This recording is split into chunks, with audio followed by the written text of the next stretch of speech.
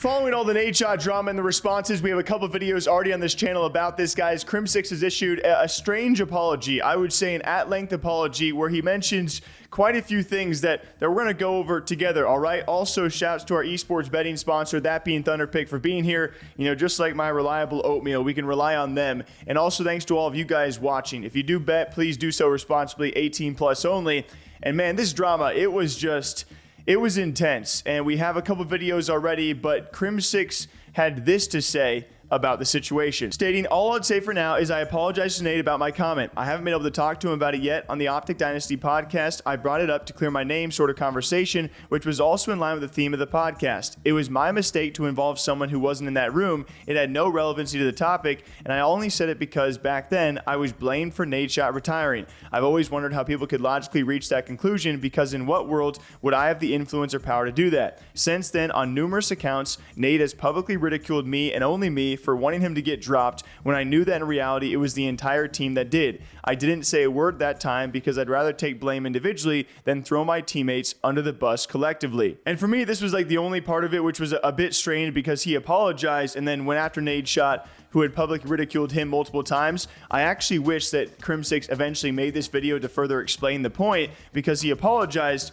but then he brought ammunition of his own, which, you know, is valid for Crimsix to do.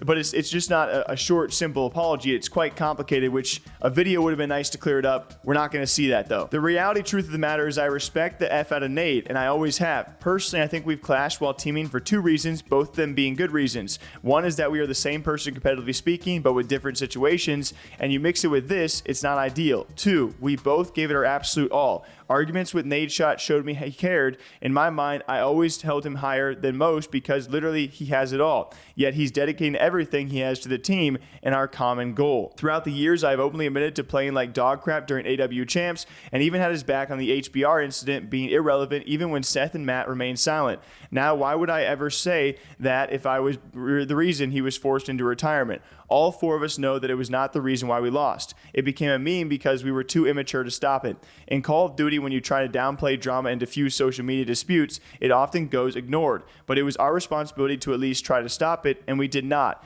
In no way, shape, or form did I mean to pin blame solely on Nate for that event or for checking me, resulting in the reason why we lost. If anything, I'm mad at myself, and this situation is very similar to what happened with me and Hydra last season.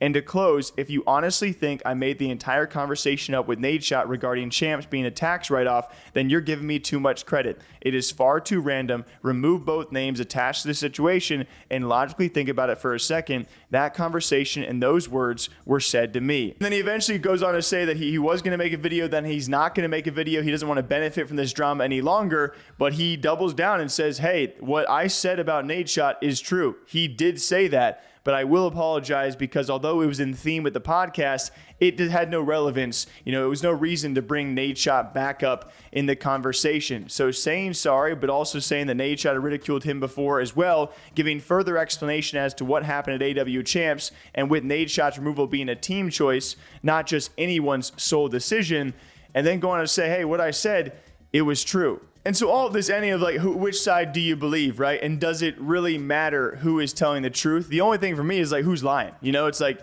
I believe both of the guys. I don't think either have a reason to lie. So is this just a memory issue of something that happened nearly a decade ago and a bad recollection from both sides, or at least from one side? And I really don't know. I don't think any differently of either side of these guys. I think it just ultimately sucks for both sides that this kind of drama, based on someone's recollection and whether or not it is true, that something so menial is having such a big impact of Nadeshot missing the event. Like, that sucks the most, because this is just, I don't think anyone really cared, you know, but obviously Nadeshot did, and we can't speak from what it's like for it to be him in this situation. But also Crimsix now is going to be in the way of a bunch of flack, a bunch of diehard Optic fans. You know, there's no winning.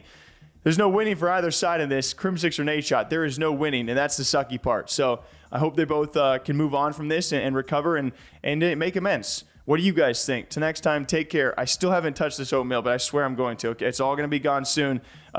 Take care of yourself. Have a great, safe weekend. All right? Bye.